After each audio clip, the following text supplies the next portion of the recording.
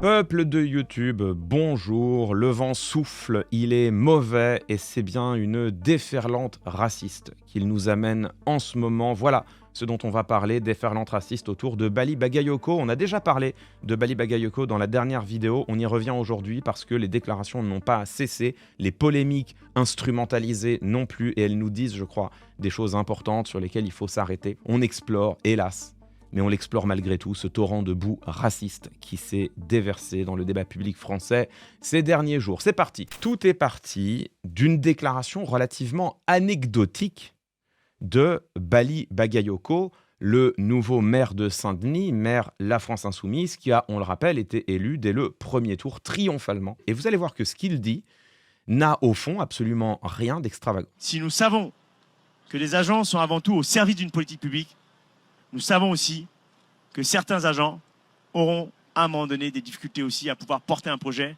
qu'ils ont combattu. Nous respecterons bien sûr le choix de chacun. Mais il ne sera pas possible de pouvoir rester, par exemple, dans un service public de tranquillité publique en ayant l'ambition de porter une option politique qui a été battue dans les urnes. Voilà le propos qui a été moultement relayé et qui a créé une polémique, mais d'ampleur nationale. Parce que, disait-on, voilà monsieur Bali Bagayoko qui prétend renvoyer sèchement, sans égard pour leurs états de service, des fonctionnaires municipaux qui sont au service de la collectivité. Ici, Bali Bagayoko n'a fait rien d'autre que de rappeler une réalité qui est une réalité politique, qui est que les agents municipaux mettent en musique la politique décidée par le conseil municipal, décidée par l'exécutif, et que, évidemment, qu'au moment d'un changement d'exécutif, il peut y avoir des fonctionnaires municipaux qui se retrouvent en désaccord, qui ont un problème de conscience parce qu'ils sont en désaccord avec la politique qu'on leur demande de mener. Ce que dit Bali Bagayoko, c'est ces personnes-là partiront d'elles-mêmes. Comme cela arrive partout, à chaque changement de conseil municipal. Tout ceci est tellement vrai que s'il subsistait la moindre ambiguïté sur ce que pouvait avoir dit Bali Bagayoko, lui-même s'en est expliqué, il s'en explique dès le 24 mars. C'est d'ailleurs, vous allez voir, c'est intéressant, on y reviendra plus tard, c'est d'ailleurs au micro de CNews qu'il le fait. Regardez ce que dit Bali Bagayoko dans la plus grande des tranquillités. Celles et ceux qui, pour des tas de raisons qui peuvent les regarder d'ailleurs, ne sont pas en phase avec le projet locomotive, forcément ils partiront. Mais ce n'est pas le fait qu'on les mettra dehors, c'est parce qu'ils feront une mobilité qui est complètement naturelle et qui n'est pas quelque chose de nouveau. Non, Bali Bagayoko, il ne fait ni la chasse à l'homme, ni la chasse à la femme. Il est très clair. Il ne fait rien d'autre que de redire l'évidence. Oui, s'il y a des agents municipaux qui sont en désaccord avec sa politique, eh bien, on comprendra qu'ils ne veuillent pas la mettre en œuvre, et dans ce cas-là, on comprendra qu'ils fassent une mobilité. Il n'y a rien d'autre que de très serein, de très normal et de très ordinaire. Eh bien, malgré tout, regardez ce que David Amiel, le ministre de l'Action et des Comptes publics, donc le ministre notamment de l'Action publique, regardez ce que David Amiel dit 3 jours plus tard, alors que Bali Bagayoko s'est déjà totalement exprimé et a déjà parfaitement précisé ses propos. Ces propos sont scandaleux. Un agent public, il est au service de l'intérêt général, pas d'un parti politique. On n'a pas à lui demander de partager les opinions d'un maire ou d'un élu. C'est la raison pour laquelle j'ai adressé au maire de Saint-Denis un courrier rappelant les principes fondamentaux qui protègent la fonction publique en France et qui est consubstantiel à notre droit et à notre Constitution. C'est insupportable. Là, vous voyez que ce que fait David Amiel, c'est littéralement de la manipulation, là encore. Littéralement de la manipulation, alors que Bali Bagayoko a déjà dit que ce ne serait pas la mairie de Saint-Denis qui les renverrait, mais que ce serait eux qui mécaniquement partiraient. David Amiel fait mine de ne pas avoir entendu ça, fait mine de croire que Bali Bagayoko va se comporter dans la plus grande des brutalités et qu'il va renvoyer des agents publics. Voilà où en était le débat, la polémique. Ça aurait pu s'arrêter là, ça aurait pu s'arrêter là avec cette petite crotte de nez commise par David Amiel, crotte de nez que l'on peut balayer du revers de l'ongle, puisque vous l'avez vu, il n'y a pas le début du commencement d'une polémique, ça aurait pu s'arrêter là. Sauf que ça a rebondi, et ça a rebondi sur CNews. On découvre un homme, Jean Dorido, de son patronyme, qui est un psychologue, docteur, me semble-t-il, en psychologie, qui va très doctement et très sereinement sortir ceci. Finalement, il essaye de pousser les limites. Jusqu'où je peux aller, au fond? Est-ce qu'il n'y a pas un peu de ça, finalement? Sûrement qu'il y a un peu de ça. Maintenant, c'est important de rappeler que l'Homo sapiens, nous sommes des mammifères sociaux et de la famille des grands singes. Et par conséquent, dans toute collectivité, dans toute tribu, nos ancêtres chasseurs-cueilleurs vivaient en tribu, il y a un chef qui a pour mission d'installer son autorité. Je ne veux pas faire de procès d'intention, je ne connais pas ce monsieur.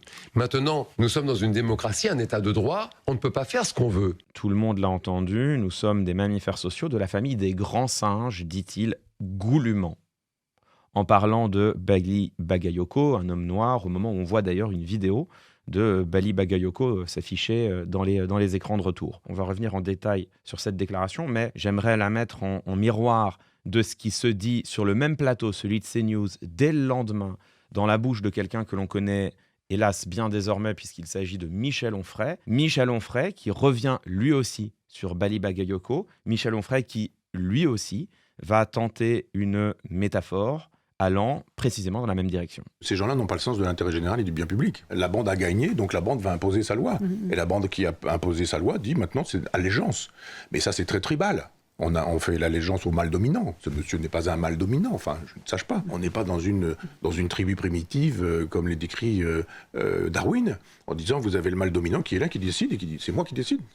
Toi, tu auras à manger, toi, tu n'auras pas à manger. Moi, j'aurai les femelles, toi, tu n'auras pas les femelles. Nous allons attaquer, nous n'allons pas attaquer la tribu d'en face ou je ne sais quoi. Ça va bien. Il y a des milliers d'années que c'était comme ça, mais plus du tout comme ça maintenant. Le principal dans cette déclaration, c'est toute l'analogie tribale qu'il fait, assimilant Bali Bagayoko à un chef de tribu.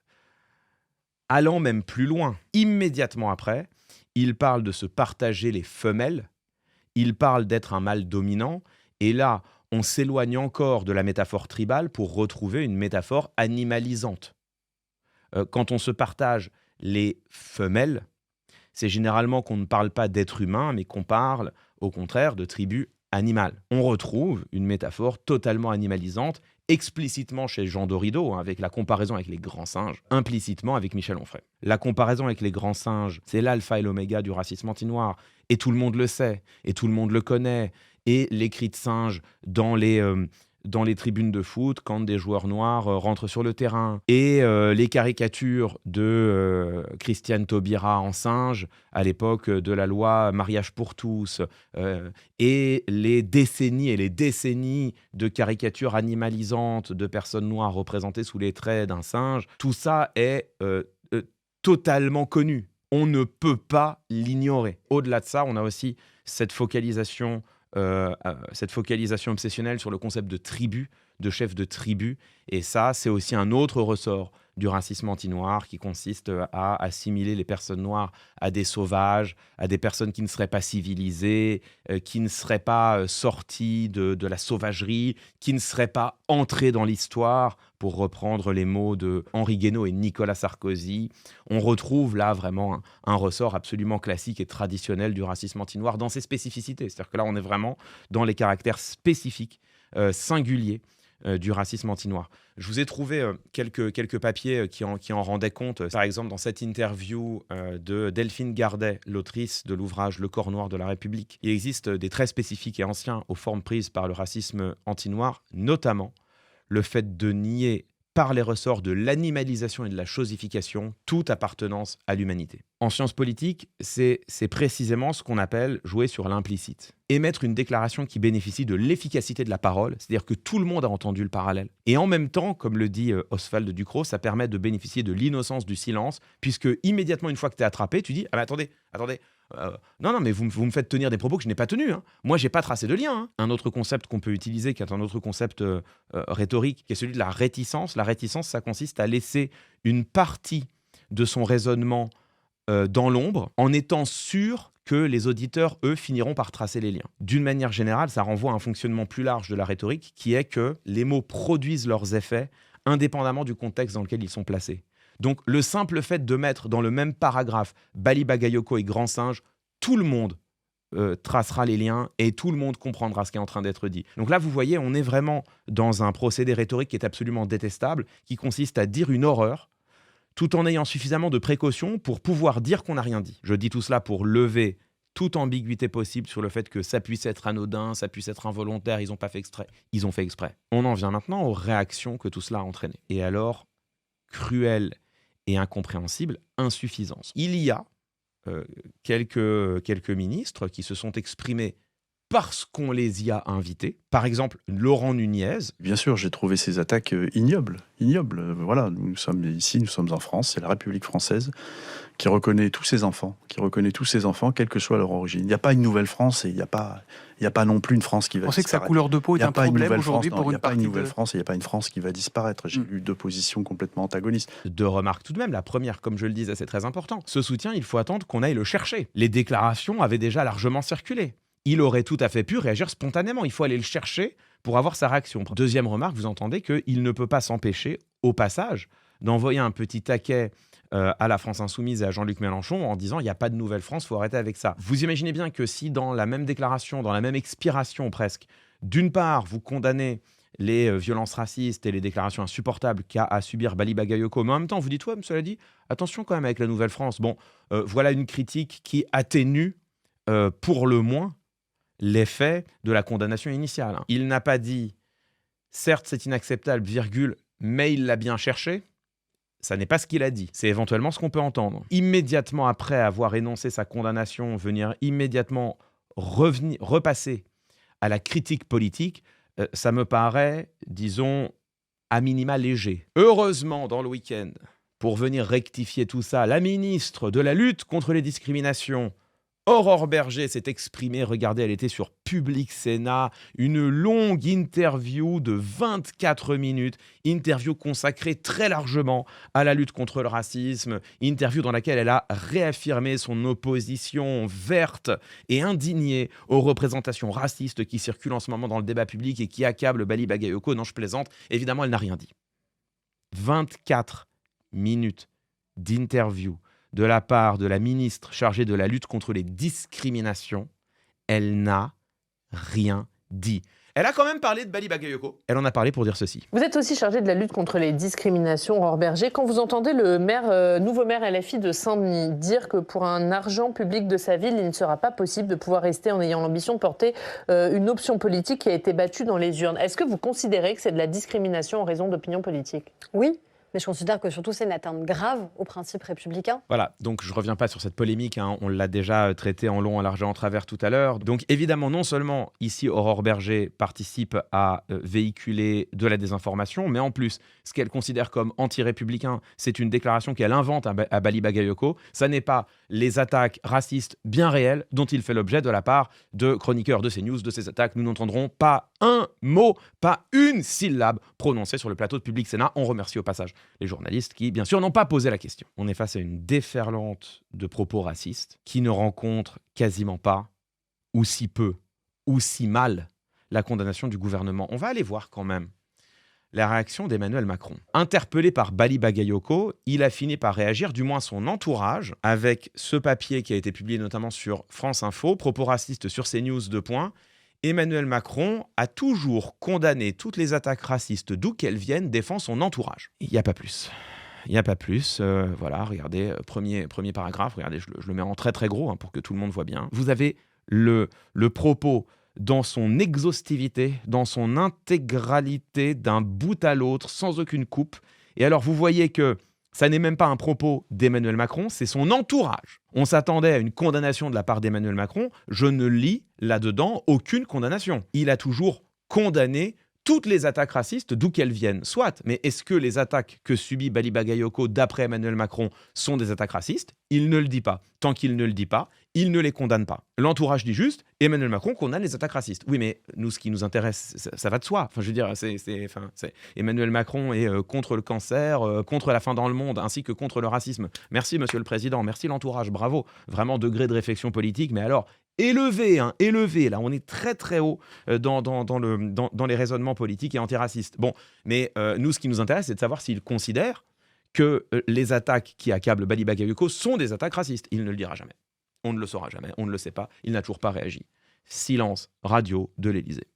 On est face à une déferlante de propos racistes, tenus très largement sur le plateau de CNews, qui ne rencontrent quasiment pas, ou si peu, ou si mal, la condamnation du gouvernement. Il faut encore réfléchir sur pourquoi tout cela arrive maintenant et qu'est-ce que ça nous dit du débat public dans lequel on a basculé. En fait, il s'est passé quelque chose de simple, c'est que pour la première fois, en tout cas dans une telle ampleur, on a des communes, des grandes communes, notamment Saint-Denis, deuxième commune la plus peuplée d'Île-de-France après Paris, donc ça n'est pas rien. On a dans des grandes communes, dans des communes très scrutées, très symboliques, comme Sarcelles, comme le Blanc-Ménil, on voit des hommes noirs qui sont élus maires. Je vais m'abriter derrière celles et ceux qui en parlent et qui savent de quoi il et elle parlent, puisqu'en l'espèce, ça n'est moi ni ma spécialité, ni a fortiori mon expérience personnelle. Je prends des pincettes tout à fait nécessaires quand je rentre sur ce terrain-là, mais la recherche en sociologie a depuis longtemps identifié que il y a certaines couleurs de peau, et notamment les hommes et les femmes qui sont noirs de peau d'un noir foncé, qui subissent des discriminations plus vives ou plus fréquentes. Et ça, c'est quelque chose qui a été documenté par exemple par Solène Brun, qui est une sociologue spécialiste des questions raciales au sein du CNRS et qui a été interrogée ici par Mediapart, qui nous dit la chose suivante, on va la lire. La hiérarchisation des vies humaines selon les supposées races est très ancrée en France. Et la constante, c'est la manière dont les personnes noires, et particulièrement les personnes noires foncées, sont systématiquement placées tout en bas de cette hiérarchie. En effet, le racisme anti-noir se déploie aussi selon une grille de lecture coloriste, explique la chercheuse, de telle sorte que s'exerce sur les personnes noires les plus foncées et par conséquent les plus éloignées des traits physiques de la blanchité, un racisme particulièrement exacerbé. Ce sont sur ces personnes-là, nous dit Solène Brun, que vont se fixer les stéréotypes les plus dévalorisants, et notamment l'idée de danger, l'idée de menace qui leur sont associées. Ça n'est pas anodin qu'aujourd'hui, en 2026, non seulement nous ayons des maires racisés qui aient gagné des mairies importantes, des mairies sur l'Hexagone, et non pas seulement dans les Outre-mer, des mairies sur l'Hexagone. Ça n'est pas anodin qu'on ait là des personnes racisées qui ne soient pas simplement élus municipaux, qui ne soient pas simplement adjoints, qui sont maires, qui vont diriger des exécutifs communaux. Mais de surcroît, que les personnes dont on parle, Demba Traoré au Blanc-Ménil, je crois, Bali Bagayoko à Saint-Denis, que ces personnes soient des personnes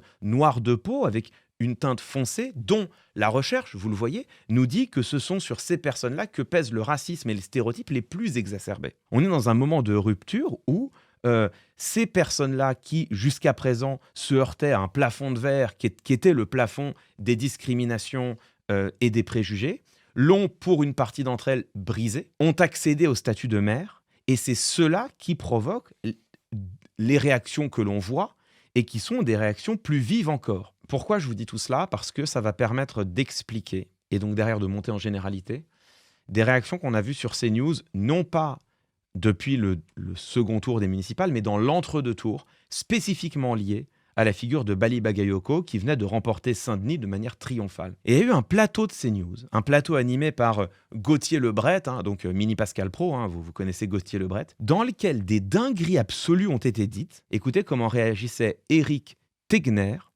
le patron de Frontières, ce torchon raciste, hélas, tristement connu. Et dans le fond, vous savez quoi ? Être un Français, Gaulois, être là depuis un peu plus d'un siècle, c'est ringard. Vous savez, c'est ringard. Donc il faut que vous laissiez la place. Vous avez colonisé l'Afrique, vous avez absolument tout détruit, vous avez fait des atrocités, etc. Maintenant, c'est notre tour. Voilà, le problème, c'est que nous, on va où en fait ? Qu'est-ce qu'on fait dans ce genre de cas ? Parce que demain, qu'est-ce qu'ils veulent ? Étant donné qu'ils veulent une nouvelle France, l'autre France, en fait, ils en veulent plus. C'est-à-dire que demain, dans les jobs, ils vont vous dire, monsieur, désolé. C'est comme quand on vous dit, vous n'avez pas de diplôme, vous n'êtes pas au bac plus 5, vous n'avez pas assez de gens dans votre famille qui sont issus de cette immigration africaine et arabo-musulmane, donc le job, c'est pas pour vous. Vous entendez là-dedans des représentations racistes, vous entendez des déclarations racistes. Mais ces déclarations racistes, sincères, vous l'entendez aussi, au milieu d'autres choses, dont témoigne ici Éric Tegner explicitement.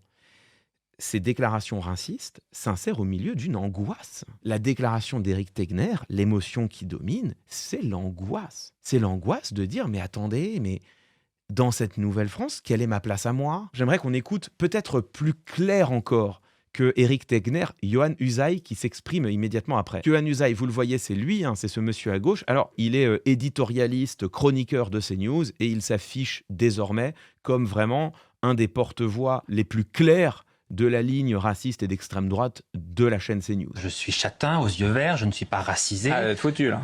Est-ce que j'ai encore ma place dans ce pays ? Est-ce que la France est encore mon pays? Je ne sais pas, on peut en douter. Selon le maire de Saint-Denis, vous n'avez pas de place à Saint-Denis, puisqu'il a dit qu'il ne voulait pas gentrifier Saint-Denis. Donc en gros, qu'il ne voulait pas trop de blancs, quoi. Non, alors c'est pas ça la gentrification du tout, Gauthier Lebray. Visiblement, comme d'habitude, tu emploies des mots dont tu ne comprends pas le sens le plus minimal. Bon, c'est CNews. Ce pays est au moins autant le mien que le leur. Donc je peux aller partout si je le veux, et je vais même dire à Éric Coquerel, par exemple, que si je le souhaite, je peux être candidat aux élections. Ce qu'il avait dit, il faut plus de noirs aux élections municipales. Je peux encore me présenter aux élections si j'en ai envie. Est-ce que la France est encore mon pays? Moi, c'est là-dessus que je voulais m'arrêter. Je peux encore me présenter aux élections dans mon pays? L'angoisse qu'on entend dans leur bouche. Et vous voyez que cette angoisse, c'est pas une angoisse liée à une peur fantasmatique irrationnelle. C'est aussi, et vous l'avez entendu clairement, une angoisse rationnelle liée au partage des ressources rares. Vous l'avez entendu chez Yohann Usaï. Mais attendez, s'il y a des maires noirs, vu que moi je suis pas noir, est-ce que je pourrais encore devenir maire? Vous l'avez entendu chez Éric Tegner. Mais attendez, s'il y a des personnes noires qui commencent à exercer des postes à forte responsabilité, qui commencent à exercer des mandats, à exercer des professions valorisées, est-ce qu'il y aura encore de la place pour moi ou pour mes enfants? L'idée que si jamais ces autres-là, qui jusqu'à présent étaient exclus du partage des ressources rares, si ces personnes-là commencent à percer le plafond de verre, si ces personnes-là commencent à obtenir des postes économiques à haute responsabilité, commencent à avoir moins de difficultés à avoir des logements, moins de difficultés à avoir des emplois, ça en fait moins pour nous, en fait. C'est ça qu'on entend chez Yohann Usaï, qui est très clair quand il dit « J'ai encore le droit de me présenter à une élection ?» Il y a une part fantasmatique là-dedans, malgré tout, qui est le fait que vous avez une dizaine de maires racisés qui sont élus, et eux, ils sont déjà en train de se chier dessus. J'ai envie de dire, calmez-vous les gars. Le plafond de verre, il a été ébréché, certes. Les discriminations systémiques, elles existent toujours. Les discriminations dans l'accès à l'emploi, dans l'accès au logement, dans l'accès aux fonctions politiques, ça existe toujours. On est très loin de la représentativité. De ce point de vue-là, leur angoisse matérielle, elle a une part d'irrationalité. Et on en a déjà parlé, et je voulais faire un point avec vous là-dessus, sur le fait que le racisme, contrairement à ce que certains croient encore trop souvent aujourd'hui, le racisme n'est pas, ou du moins pas seulement, une peur phobique irrationnelle de la différence. Le racisme, c'est aussi une volonté consciente de conserver la part du lion dans le partage des ressources rares, les postes, les richesses, les logements, les emplois, les fonctions. C'est ce qu'on appelle en sociologie la théorie de la position de groupe. La théorie de la position de groupe qui a été conceptualisée notamment par un sociologue qui s'appelle Herbert Blumer en 1958 aux États-Unis, dans la Pacific Sociological Review. Herbert Blumer, donc sociologue de l'Université de Californie, qui, dans ce papier, Race Prejudice as a Sense of Group Position, pose les premières bases de ce qui va devenir la théorie de la position de groupe. Qu'est-ce que c'est la théorie de position de groupe? C'est l'idée qu'il y a certains groupes sociaux qui occupent une position dominante qui leur permet de se partager très largement, voire intégralement, les postes les plus prestigieux, les ressources les plus rares et les plus convoitées, notamment les mandats électifs, notamment les postes à responsabilité, notamment les logements, les emplois, les richesses. Et que ces personnes, quand elles appartiennent à un groupe qui est un groupe dominant, qui occupe une position sociale dominante et privilégiée, ces personnes n'ont aucun intérêt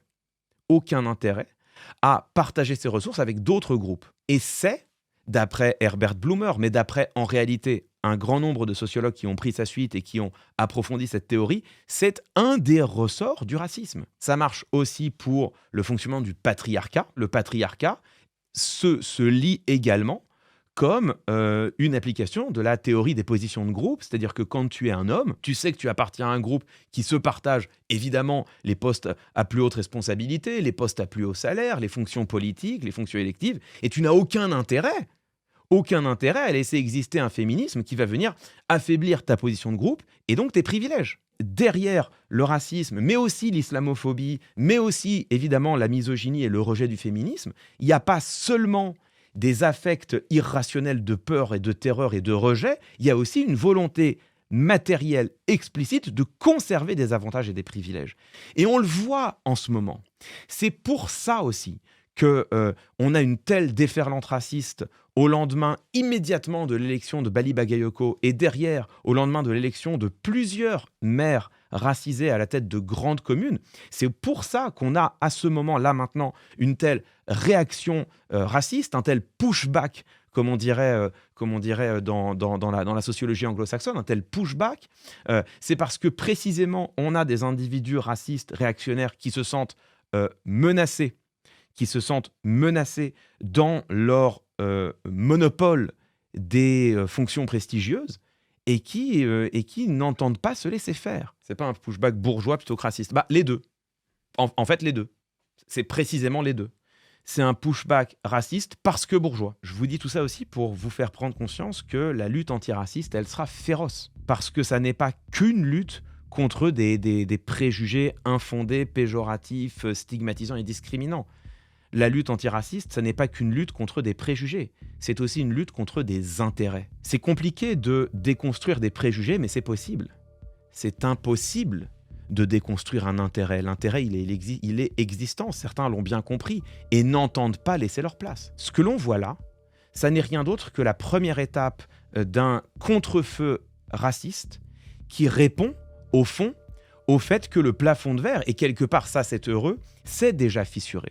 C'est pas un hasard si ça arrive maintenant. C'est pas un hasard si une telle exacerbation du racisme se laisse entendre en ce moment. C'est précisément parce que ça vient en réaction au fait qu'un plafond de verre s'est fissuré et que de cela on peut se réjouir. À mesure que, et on ne peut que le souhaiter, ce plafond de verre va continuer de s'effriter, et à mesure qu'on va voir de plus en plus de représentativité de la nation française dans toute sa diversité, être de mieux en mieux représenté, et il me semble qu'on ne peut que le souhaiter, dans les instances dirigeantes, décidantes et dans les instances prestigieuses, eh bien nous verrons un contre-feu, un pushback raciste s'exercer de manière de plus en plus vive, de plus en plus vigoureuse, de plus en plus acharnée et malheureusement, je le crains, de plus en plus violente. Quelque part, cette réaction raciste insupportable que l'on voit s'exprimer, elle est peut-être finalement quelque part un motif de réjouissance. Ça veut dire que la lutte pour l'égalité, elle progresse. Souhaitons qu'elle continue à progresser.